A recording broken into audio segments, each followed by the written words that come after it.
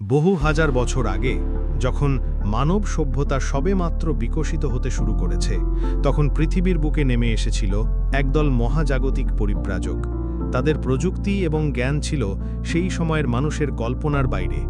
তারা দেখেছিল নীল নদের তীরে একদল মানুষ একটি শক্তিশালী এবং সম্ভাবনাময় সভ্যতা গড়ে তোলার চেষ্টা করছে।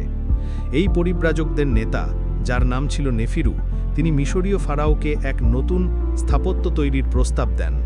এই স্থাপত্যটি কেবল রাজার সমাধি হবে না, বরং এটি হবে মহাবিশ্বের শক্তির সঙ্গে পৃথিবীকে সংযুক্ত করার একটি মাধ্যম। ফারাও এই প্রস্তাবে রাজি হন। এরপর শুরু হয় এক অবিশ্বাস্য নির্মাণযোগ্য। ভিন গ্রহের প্রাণীরা তাদের উন্নত প্রযুক্তি ব্যবহার করে বিশাল বিশাল পাথরখণ্ড এমনভাবে কেটেছিল এবং নিখুঁতভাবে স্থাপন করেছিল, যা সেই যুগের মানুষের পক্ষে অসম্ভব ছিল। তারা শব্দ তরঙ্গ ব্যবহার করে লক্ষ লক্ষ টন ওজনের পাথর বাতাসে ভাসিয়ে এক জায়গা থেকে অন্য জায়গায় নিয়ে যেত। মিশরীয়রা পরিশ্রম করেছিল, কিন্তু মূল প্রযুক্তি ছিল ভিন গ্রহের। গিজার 3টি প্রধান পিরামিড এমনভাবে তৈরি করা হয়েছিল যা আকাশের কালপুরুষ বা ওরিয়ান বেল্টের 3টি তারার সঙ্গে এক সরল রেখায় অবস্থান করে।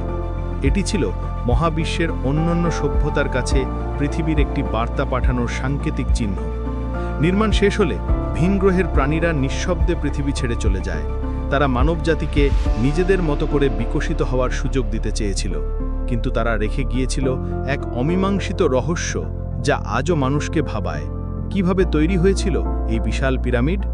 বহু যুগ পর প্রত্নতাত্ত্বিকরা পিরামিডের ভেতরের গোপন প্রকোষ্ঠে এমন কিছু প্রতীক ও চিত্র খুঁজে পান, যা মহাকাশযান এবং ভিন গ্রহের প্রাণীর মতো দেখতে।